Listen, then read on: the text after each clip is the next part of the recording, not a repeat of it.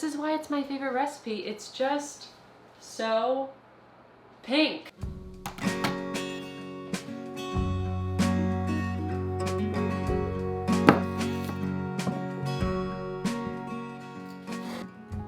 Welcome back. I missed you. I took a week off because I had work, but it wasn't my best work. You know how I get. It'll never happen again. Just kidding. It'll probably happen again. Although I am banking some pretty great Thanksgiving content right now, so stay tuned for that. But today, to make it up to you, we are making my favorite recipe of all time. And if you've heard me say before something else is my favorite recipe of all time, scratch that. I was lying.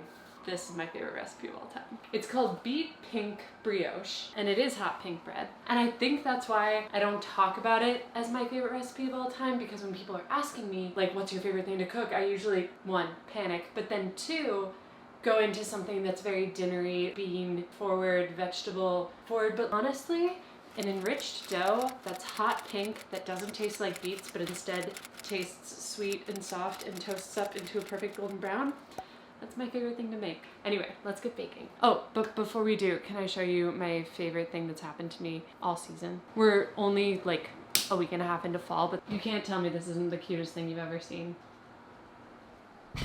Okay, back to the cooking. No, I am excited to do a baking video because talking about baking and the science behind baking and the how and the why is something that really gets me going. And I do have a bread chapter in the cookbook. Everybody together can say it's out October 29th, which means it's out this month. I can't fathom it and I'm so excited. But as of today, also if you pre-order the cookbook, you can enter to win a giveaway. We are giving away 50 embroidered LL Bean totes, so not like a wimpy tote, like a very good farmer's market tote. And also we are giving away 10. Ugh, sorry, I was not planning, this is just very impromptu. It wasn't, I put this to the side. We are giving away 10 of these 7-quart stoves. Oh God, we won't be giving away this one because I can't be trusted with it. I need to triple check for what these retail for, $500. So it's definitely worth pre-ordering the book now so you can enter to win that chance. And also just thank you to Stove for being so generous. We won't be baking with this today, but I do bake sourdoughs and stuff with this all the time. But back to this recipe. This is a very standard enriched dough recipe. So for this, you are going to want 1 single beet that you can roast, 4 tablespoons of melted butter, warm water, we'll get to that later, 2 tablespoons of granulated sugar, 2 1/4 teaspoons of active dry yeast, 3 cups of all-purpose flour, 2 teaspoons of Diamond Crystal kosher salt, extra virgin olive oil, and an egg for the egg wash. I said all of those measurements in cups because the book has cups and grams for all the bread baking. From now on, I'm going to be chatting in grams because that's how I like to bake. That's the most accurate way to bake. And then when you're following the video, you'll have both measurements. Also, we discussed this on an Instagram live. I'm sorry for not advertising that here, but we decided on a name for the salt pig. Its name is Steve. Steve. And I think that's kind of fitting. Did I put this in the last video? I don't know. He needs a refill. Now, everything is already pretty mise en place, but normally you want to have just 1 large beet. I did 2 just in case I don't have enough. Roast it for 45 minutes at 400 degrees in the oven, and then you can peel the skin right off. If you let these cool, like you're supposed to, you then miss out on the fun activity of burning yourself. You can also do it hot and really hurt and smudge your fingers. So if you get a beet that's 160 grams raw unpeeled, that will roast down and lose its moisture to be about 140 grams. I didn't measure it before because I wasn't thinking about it. And oh, hot. Do as I say, not as I do. 140. We're going to do 80 grams of cool water. Now, I'm already thinking of the questions you could possibly ask about the beet, so I'm just going to go through them one by one. Number 1, will I like this bread if I don't like beets? And the answer is absolutely. Any of that earthy flavor or sweet flavor that beets are known for cooks down into the color that you're gonna see in the bread. That earthiness, that woodiness that you normally get with beets kind of bakes out along with the rest of the enriched dough. Question number 2, I can anticipate you asking, is why? And that's a great question. And the reason is I freaking love playing around with enriched doughs. Now, enriched doughs are doughs that you know, challah, brioche, potato bread, breads that typically have egg, butter, and sugar, along with flour, yeast, salt, what normally makes up a bread. Now, because an enriched dough has the butter, the sugar, and of course the egg, it always has texture like Hawaiian roll bread, and they're just usually universally delicious. But since they aren't naturally leavened with sourdough, except in rare cases, they're normally leavened with yeast, you don't always get that fun, interesting flavor out of them. And if you are at all familiar with how I make recipes, I'm usually craving something fun and interesting and new. This is the last one, I promise. Perfect. That was 30 seconds of blending. So the origin story of the Beet Pink Brioche was that I was making a ton of potato bread, so I was recipe testing for something, and I was also making a ton of beet pickled deviled eggs, which is where you pickle deviled eggs in beet juice and they turn out bright pink. And so there were just tons of beets in my fridge. I kept being bored with the potato bread, and I was like, beets have sweetness, beets have moisture, so why not make a brioche that uses beets to kind of mimic a potato bread, but make it an interesting enriched dough. Now, if we did everything correctly, this beet puree should be about 140 grams total, because I accounted for all the stuff stuck on the side that you're probably not going to scrape off. So if you have a little bit extra, that's totally fine. 140 grams of beet puree goes in here. In there. Look who's on the counter. So, look who's jealous. Welcome to the animal kingdom, everybody. Sorry for the animal interlude. I love how I told you I got a cat last week and then just didn't show you the cat. He's an angel. He really likes being on the counter. So 6 grams of salt total. And we're just gonna set this aside while we bloom the yeast. You know how in elementary school the teacher would tell you a rule and then they would break it and they're like, well, I'm allowed to break it because I'm a teacher. I'm gonna pull that here because you need to have water, 180 grams of it, between 100 and 115 degrees Fahrenheit. I measure that with my fingers because I've earned the ability to be like, oh, this is warm enough. If you haven't earned that ability yet and you know who you are, get out a thermometer. But also if you feel pretty experienced, go rogue. Go crazy. And into that goes 30 grams of granulated sugar. I'll just whisk in to dissolve. 4 tablespoons or 57 grams of melted butter. And then the yeast goes evenly over the top. Now I'm not gonna lie, I am a little nervous. I have a time lapse set up on the yeast to hopefully show you how it should bloom. But my butter had been sitting out for a while, so it was a little cool. Sugar will drop the temperature of the water. So my water, which was about, I'd say 105 degrees, I'm pretty sure it dropped to 90, 95, which is warm enough for yeast to bloom. But I always want it to be more around the 100 to 110 range. Worst case scenario, our yeast doesn't fully bloom and I just do another batch of that. You do want to make sure your temperature is as close as possible to that range. Any higher, your yeast will die. Any lower, your yeast won't bloom. We got very lucky. It bloomed. I find the layers super satisfying, but I also find the top-down view very satisfying. And this just means everything's ready to combine.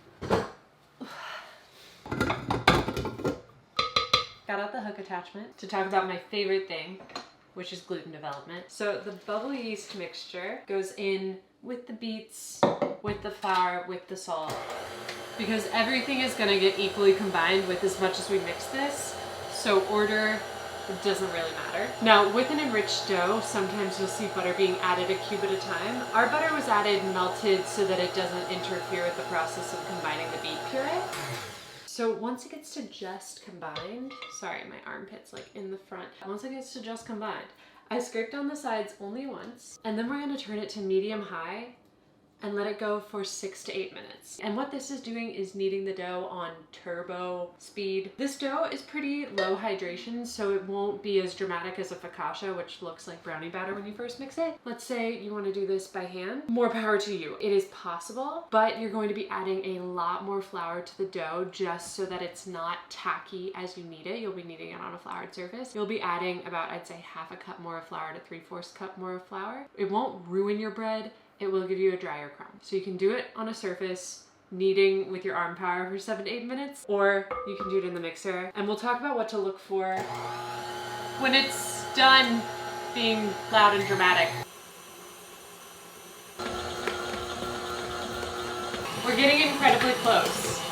Whenever the mixer starts to sound like it's playing a beat, and whenever this locked on part looks like it wants to come up, we're nearly there. Whenever people say when it's pulling away from the sides of the bowl, that means the sides of the bowl are pretty much clean. It's gonna still be attached at the bottom, but the dough is starting to smack against the side of the bowl in a, I find, kind of gross drum beat.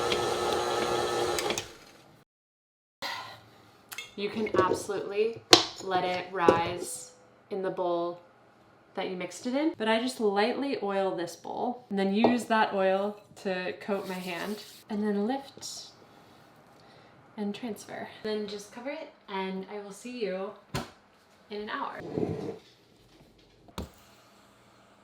Okay, the dough is doubled in size, punched it down. You guys by now know my parchment paper trick, which is cut, cut, then flip, cut, cut again, and then it should go down nice and easy. And the next part is the most satisfying part, and that's shaping this dough. And it is not complicated at all. You can make shaping a brioche pretty complicated, but that's not fun. Also, since it is an enriched dough, you can make this into dinner rolls, you can braid it, you can really do whatever you want with it. I like just making it into a nice sandwich bread. To do that, what you want to do is you want to stretch it into a big rectangle, then fold one side over, and then fold the next side on top of that, kind of like a book fold, and then roll it all the way down. And then take that and place it seam side down into the loaf pan. And it's probably because I've been filming and a little distracted. This one is a little more on the proofed side than it should normally be. It's got bubbles breaking the surface. If you see any big ones, you can just break them. But that means the second proof is going to be around 15 to 20 minutes instead of 30 minutes to an hour, which is what it normally is. And the second proof is just so that it goes from nearly the top of the loaf pan to just a bit above. And then I have all this egg wash because I've made this video for a TikTok, I've made it for a short, I've made it for Instagram, so I've made a few of these loaves, so I'm just reusing the same egg wash over and over again. That's gonna go all over. And I'm not scoring this bread because it consistently rips at the side, like right here. And I kind of like that. I like that it has a classic domed brioche look to it. And then we're gonna bake at 375 for 25 to 30 minutes. And it is going to get very big. Oh God, it's already doing the big puff. It's like embarrassing how much this one puffs up, but I have to like pitch you. I promise you want it to be this bulbous. I know what you're thinking. I know what you're thinking. And that is that this is too big to be reasonably considered a loaf of bread, but I'd like to say false. It is, as I promised, bulbous, and it is proud. When it comes out of the oven, it should sound like this. This is going to deflate a little bit as it cools. I love the consistency of where it rips, which is why I never score it. So you can see it rips on this side, puffs up this way, but on the other side, you have just a beautiful little brioche dome. It's hot in the pan, and when you slice into this hot, it will kind of collapse onto itself and be a little too moist. So you do want to let it fully cool. Maybe we'll let this cool and tomorrow have some Beet Pink avocado toasts. Good morning. Did you have a restful 2 seconds? I had a great sleep, honestly, but it's the next morning. Oh, and because I know a small amount of you in Colorado are gonna ask, no affiliation, I just thrifted this and it's the most comfortable and durable thing I've ever owned. But we're here to talk about bread. So as you can see, it got a little wrinkly overnight, and that's totally normal. It's just gas escaping from the bread. You'll see brioches have a very crisp, taut top, and then as air naturally releases, it'll get a little crinkly, and that's totally fine. But let's slice into it. It's showing you that this is like a rolly cart. Does that ruin the magic?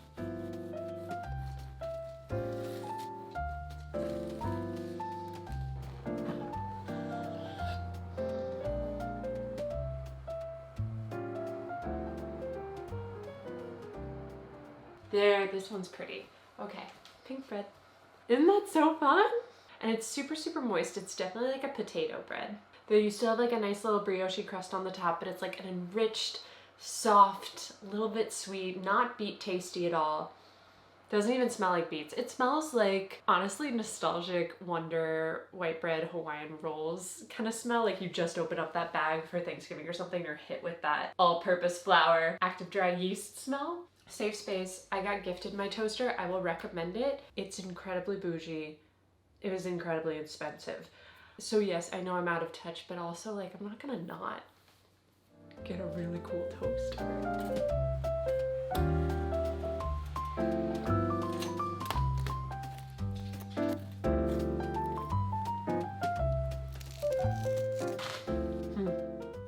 A lot of questions about why I don't put the recipes in the caption, and that's because they're going to be written in the book, so I can't really give them away for free because then my publisher would be mad. But if you go through the video and take notes, you can have the full recipe. So it's in the video, and if you're going to follow along, you can write it down. That's kind of like Food Network Ina Garten days where people would do that. And that's kind of the strategy. Ooh, you can come into the video. Thank you. For you. Oh. So now I got a coffee delivery, and I think I'm going to leave it at that. But I hope you enjoy the recipe. Also, don't forget, if you do pre-order, enter the sweepstakes because I want to give you a stove. I want to give you a Dutch oven. That'd be so fun.